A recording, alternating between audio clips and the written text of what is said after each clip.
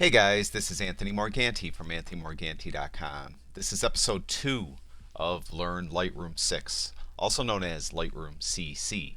In this episode, we're going to process this image. I like to call this the obligatory sunset photo. And we're going to do it very similarly to how we did the image in episode 1, except in this episode we're going to introduce some tools in Lightroom, and we're also going to introduce some lens corrections that I did not cover in episode 1. So each video in this series I'll be introducing more and more, and I'll be getting more in depth with the things that I previously introduced. So without further ado, let's get started. Now, I want to maximize my workspace, so I want to get rid of all these panels. And you may remember that in the last episode, I mentioned you could hit Shift Tab and it will close them all. Then I could just go and open the one that I want open, which is this one on the right for developing the image. So again, this is similar to that image from episode 1 in that this image is underexposed. I underexposed it on purpose because I exposed for the highlights. I didn't want to lose any detail in the sky. So because the dynamic range of a camera's sensor is not as great as the dynamic range of a person's eyes, we have to sometimes cheat a little. So what I did is I skewed the exposure toward the sky, so everything else came out dark. But the good thing is, because I shot as a raw file, all that info is in there, and I could really tease out all this detail with Lightroom. So we're going to go to the basic tab first, and the white balance is fine in this image. Now I will have an episode in the future where I cover white balance in depth.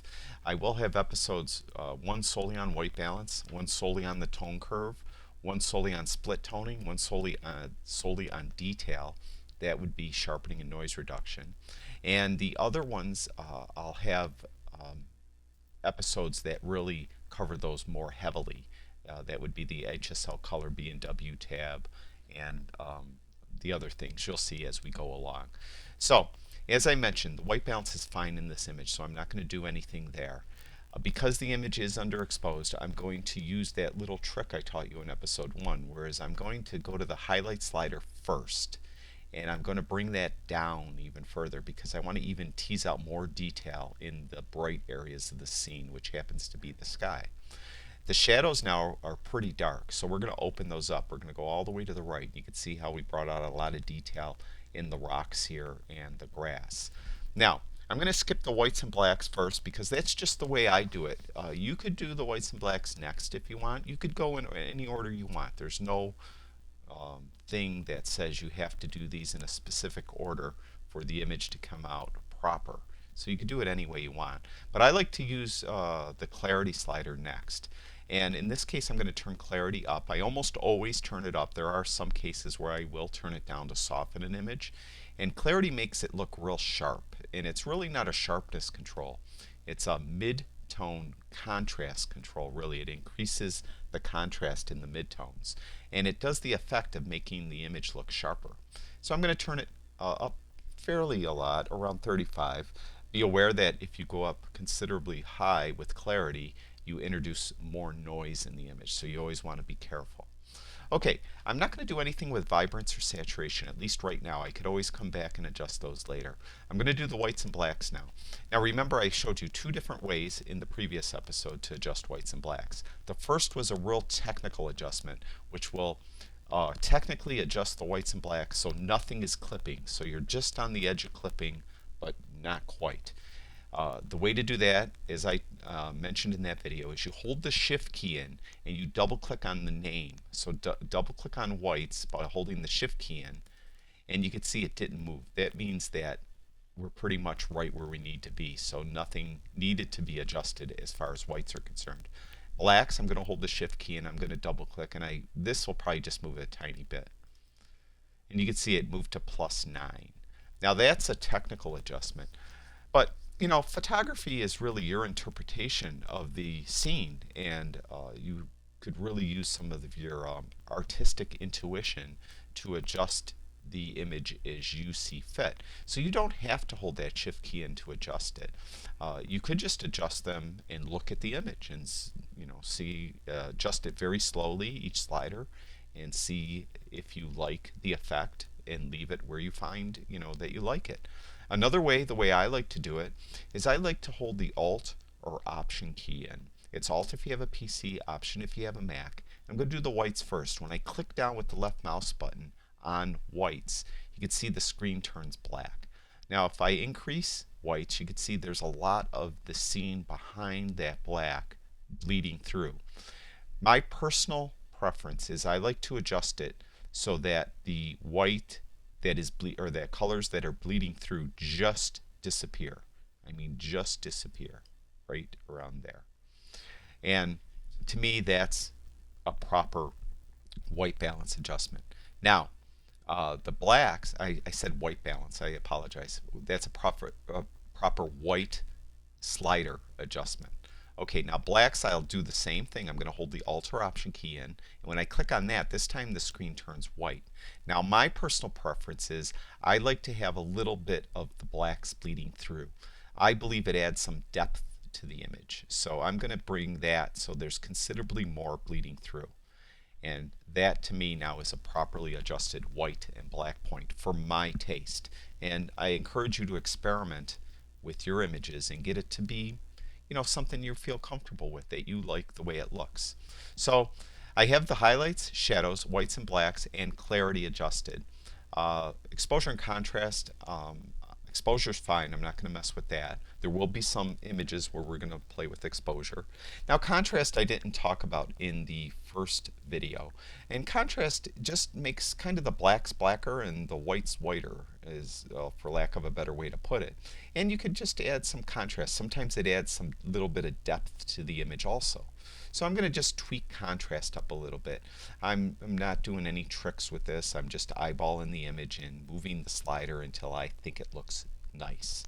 All right, now as far as I'm concerned, for now, the basic panel is done. Now I can come back to it later if I feel that something needs to be readjusted, but for now I'm going to leave it alone. Now I want to make one quick note. I get a lot of emails. As you can see here, there's tabs: basic, tone curve, HSL, split toning, and so on. A lot of times you'll find that you'll be missing one of these, and all you have to do is right click on any of them. Right now I'm going to right click on the basic panel, and you can see this little menu pops up, and you can see we have all these little tabs are here with check marks next to them. Now I'm going to uncheck basic, and you can see the basic tab disappeared. And sometimes you might have accidentally right clicked and unchecked one of these, so you'll be missing it. So if you are, just right click on any of them and then check the one you're missing, and in this case it was basic. So I just wanted to take a segue to mention that. Now we have the basic panel adjusted. I want to enhance the sky some more, so and I also want to enhance these rocks. When I was here, these rocks were very, very bright white, and you can see in the reproduction here, this image, it seemed to have lost some of their glow. So I want to bring that back. So I'm going to use the brush tool. Now right here, this is called the tool strip, and it has a number of tools in it, and we're going to cover a couple of them today. We're going to go to the brush tool first. It's the far right tool, and you can see when I click on it, this little panel opens up, and it has a lot of similar controls that the basic panel had. And right now none of them are adjusted, but sometimes you might open it and some of them will be adjusted all over the place maybe, and you'll want to reset it. And there's two different ways to reset these. Well, there's three technically. You could double click on the names of each individual slider, and you could see it will adjust it back to its 0 position. But a quicker way is if right where it says effect here, you could double click on effect and it will put them all back to their 0 position. The third way is if you hold that Alt or Option key, Alt if you have a PC, Option if you have a Mac, you can see effect turns into reset, and you just could click on that then and it will reset them. But I find it easier to just double click on effect. Now what I wanted to do, as I mentioned, I want to brighten these rocks up first. So I'm going to turn exposure up, and just so I could show you what it's doing, I'm going to turn exposure all the way up to 4. And As you can see, there's a brush here now, and you can make the brush larger and smaller with the bracket keys. The right bracket key makes it bigger, and the left bracket key makes it smaller. At the bottom, there's also a slider here that you could use to make it bigger or smaller. I don't ever use that. There's another way. If you have a mouse with a center wheel, you can just spin that center wheel and you can make the brush larger or smaller by spinning that center wheel. The other thing is feathering. There's a slider here for feathering, and you can see that the brush consists of a circle with a plus in the middle. That's just indicating that's the center of the brush. Then there's a circle that's in the middle, and that's the actual brush that's going to be like the solid part of the brush. Then there's an outer circle, and that's the point where you're starting to feather. So you're softening the effect of the brush from that middle circle to that outside circle, and you could increase or decrease the feathering by adjusting this slider here. I'm going to keep it relatively high. Now, these two controls, flow and density, get a lot of people confused. The best way to think of flow is if you have it turned all the way up, you're going to be painting the maximum amount of virtual paint that the brush could supply with flow at 100. If you turn flow down, you're just limiting the maximum amount of this virtual paint or virtual ink that is coming out of the brush. Density, on the other hand, the best way to think of that, imagine if you went to the store and you bought a magic marker, a felt tip pen. It's brand new, and you get a perfectly white piece of paper and you take that black magic marker and you paint on the paper. You'll get this really solid, deeply black line. That's as though density was at 100. Now, let's say that you accidentally leave that tip off that marker, the cover, I should say, the cap off the marker for a couple hours, maybe overnight. Now let's turn density down to 50. That would be like you had a partially dried out marker. No matter how hard you press on that marker, it's not going to get as dark as it did when it was brand new. So you could just, it's just never going to get, let's say, darker than medium gray. So that's what density does. So flow you could build up on. So if you have flow at, let's say, 30 and you make a stroke, if you make another stroke, you're kind of doubling it, kind of like 60, and then making another stroke and you're like 90. But if your density is only at 50, you're never going to get darker than 50% of the maximum darkness that was available when that magic marker was brand new. Now, I hope that made sense, and I do have a video which I'll reference below that explains this better. It is of course used in Lightroom 5, but the brush tool is pretty much the same in Lightroom 6, so you could watch that. So back to these rocks. I want feathering fairly high, and I want flow fairly high too. Keep it right at 100, that's fine. And I want a brush that is just around the size of these rocks. Now, as you remember, I turned exposure all the way up. Auto mask is checked. That means that anything that is distinctly different in contrast, like the edge of these rocks and that water, the brush will tend not to over spill onto the other area, so it will stay on the rocks. It doesn't always work real well, but I keep it checked, and if it seems to be not working well, I'll uncheck it. So we're going to paint across these rocks, and it's going to look absolutely ridiculous because I have that exposure turned all the way up, all right? So we're going to get a smaller brush and come down in here. And that. Okay, you can see now it looks really silly. But we could go back to this exposure adjustment, and we're going to just pull it down just a little bit. I'd say right around 0.82. That's good. Now there's a little on-off switch right here. We'll turn whatever you did with the brush on and off. And you can see there's before and there's after. You can see it's just a subtle effect, but I like it. It just brightened up those rocks a little bit. Now you can see right here this little circle. They call that the button. And if you hover over that, it will show an overlay of where you painted that brush. If you painted on a part that you don't want to paint on, let's say right here, okay, you can see now I'll hover over that. You can see the overlay is coming over here now. Well, I didn't want that brush there. Well, you could use the eraser, and all you have to do is hold that Alt or Option key in, and you can see the brush turns into in the middle, the plus that is in the middle of that brush turned into a minus. and that will erase wherever you just painted, and that's where I want to erase it. All right, so we have this first brush right here. I want to put a second brush on these rocks here. You could put the same brush if you want, but I'm going to put a brand new one. So to do that, we're going to double click right here where it says new.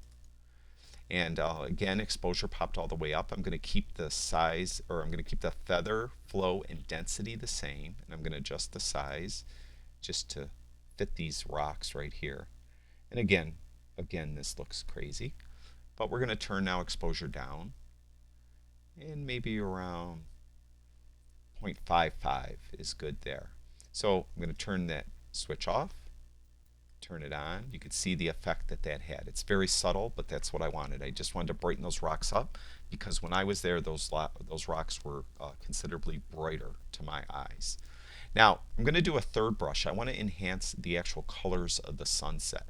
So we're going to double click where it says new. We're going to double click where it says effect to reset the sliders. And what I want to do is warm it up. So I'm going to go to the temp slider and I'm going to push that to the right a little bit. I'm going to leave tint alone right now. I'm going to get a brush. I'm going to leave the settings the same down here. And I'm just going to paint right across the sky down here. And you can see it just added this kind of warmth effect down here. Now I could come up here and readjust it. I could make it cool, I could whatever I want. But I like it just a little warm. So I'm going to do that. And I think that looks fine. I'm going to leave tint alone. I'm not going to mess with any of the other sliders. So we added 3 brushes, and again, you could hover over it and you could see the overlay. You could then hover over that one and hover over that one. If I want to come back and adjust any of them to make it active, just click on it and then I could readjust this one, let's say, or click on this one and I could readjust that one. So it's as simple as that. So we're done with the brush tool. Let's close that down. Next thing I want to do is add a graduated filter.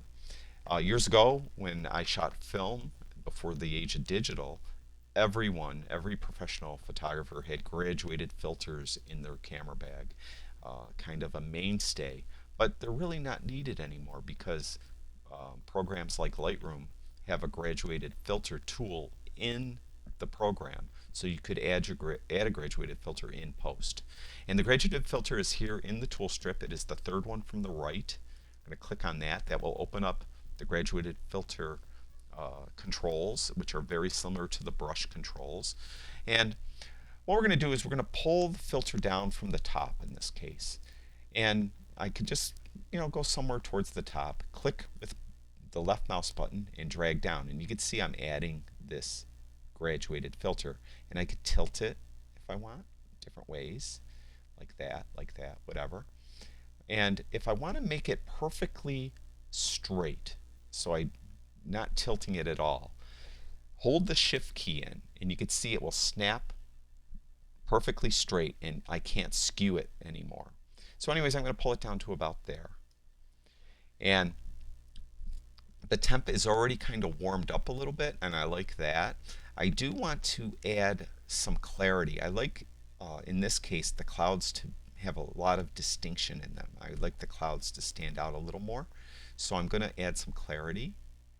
And now, one thing I'm going to do, I'm just going to show you this. I'm going to go to the exposure and I'm going to turn it down. It's a graduated filter. So it adds the, where you began the graduated filter is going to be a heavier effect than where you finished, because it's going to be gradual. So we're going to reset that exposure back to where it was.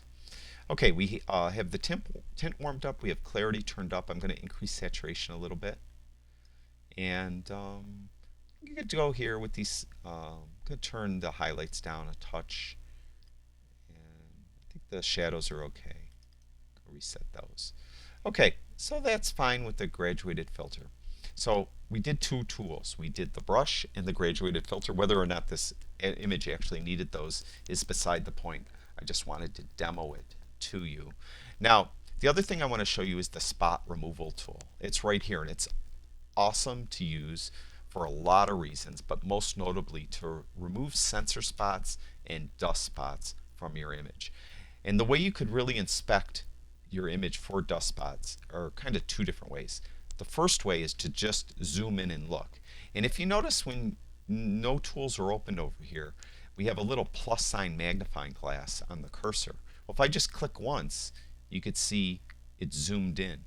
And then it's a little hand, and we could just click down with the left mouse button and drag around and look very carefully and see if we see any sensor spots or dust spots. And right here is looks like a dust spot right there.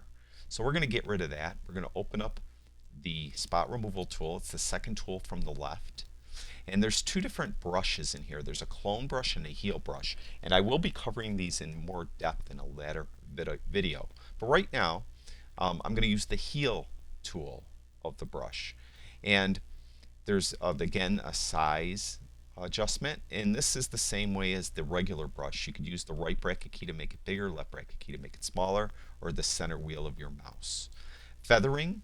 I like to feather usually a little bit when I'm going to remove spots. It seems to make it blend a little better.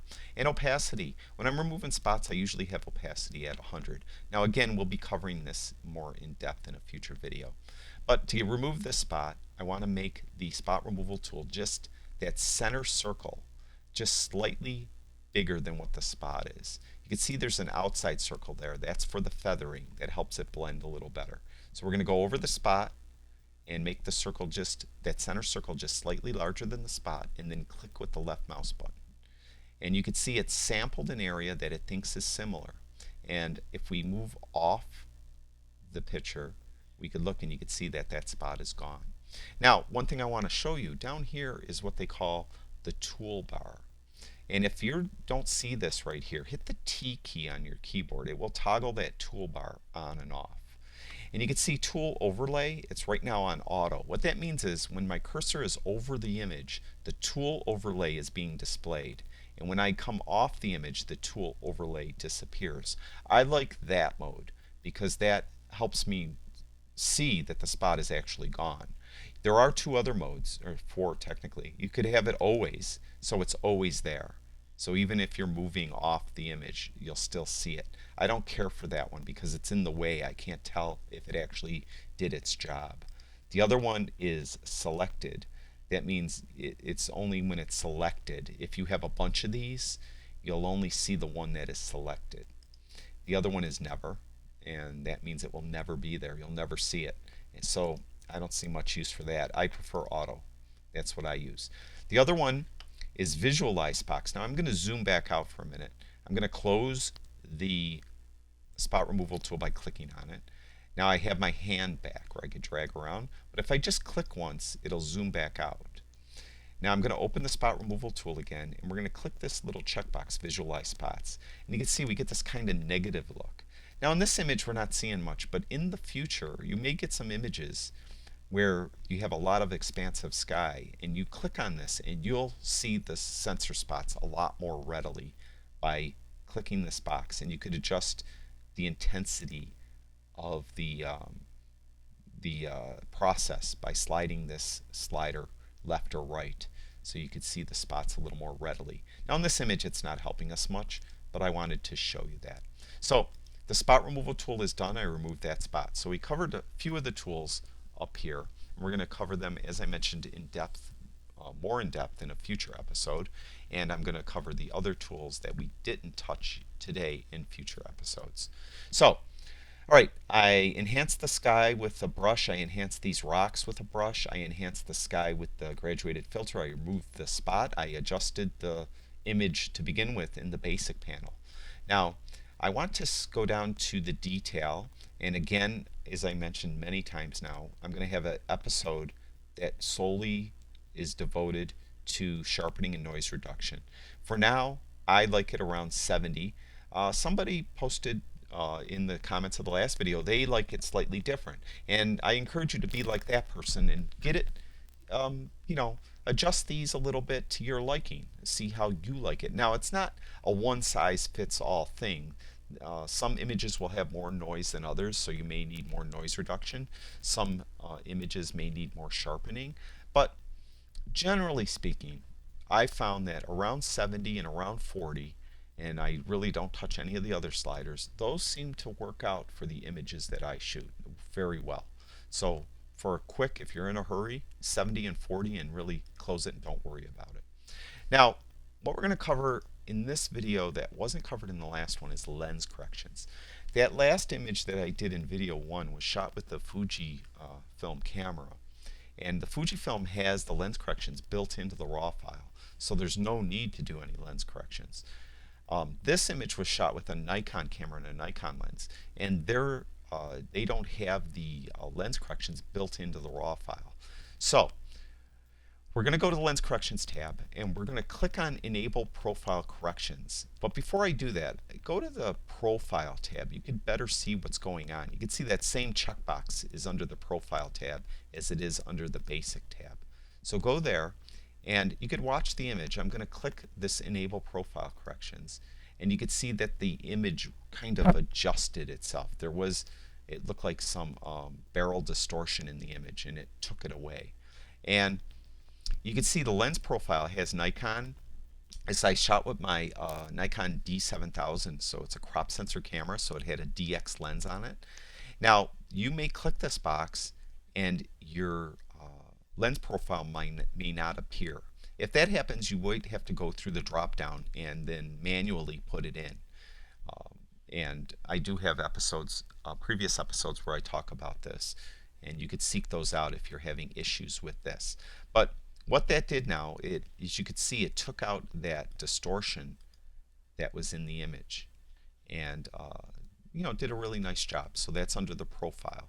We're going to go back to basic for a minute, and you can see there's remove chromatic aberration. And a lot of times with some lenses, especially on vertical or horizontal like sticks and poles and things, if you zoomed in real close, I don't see any. Well, wait till it clears up here. There it goes. I don't see any on this image, but a lot of times with some lenses, particularly some cheaper lenses, you may get some purple fringe or a green magenta fringe on the just very slight on the edges of like these darker high contrast areas. And if you do, you could remove chromatic aberration by clicking this checkbox, and that will usually minimize it. Now, I always check the box anyway. It doesn't hurt. It doesn't make the image any less sharp or anything by checking that checkbox. So the image is level, so I'm not really worried about that. I could click auto though and see it probably will adjust slightly. Yeah, just slightly, you could see. So that's fine.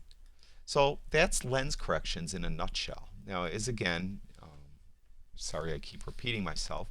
As we get through the videos, those of you that watch my Lightroom 5 videos, you know we get more in depth with each video and we cover things a little deeper. So lens corrections is done. Now we're going to go to effects again. I do almost always like to put on my landscape images a dark vignette, not heavy at all, just very slight. And I like that because it tends to pull everyone's attention towards the middle of the frame. So I put a small vignette, usually less than 15. In this case, it's -10. So that's that. We're done with the vignette. And that's it. I feel that this image is done. I'm going to hit the Y key on the keyboard. You can see here's before and here's after. Hit the Y key again to bring it back. Now we're going to hit that / key on the North American keyboard, and there's before. You can see it says before up here. Hit that / key again, and there's after. Now, somebody posted in comments that in Germany, and I thank this person for doing this, for sharing this information, you hit Shift V as in Victor, and that will do the same thing as the / key. So if your keyboard does not have a / key, try Shift V as in Victor and see if you get this before and after look. All right, so that's it for episode 2. I'd like to thank everyone for watching.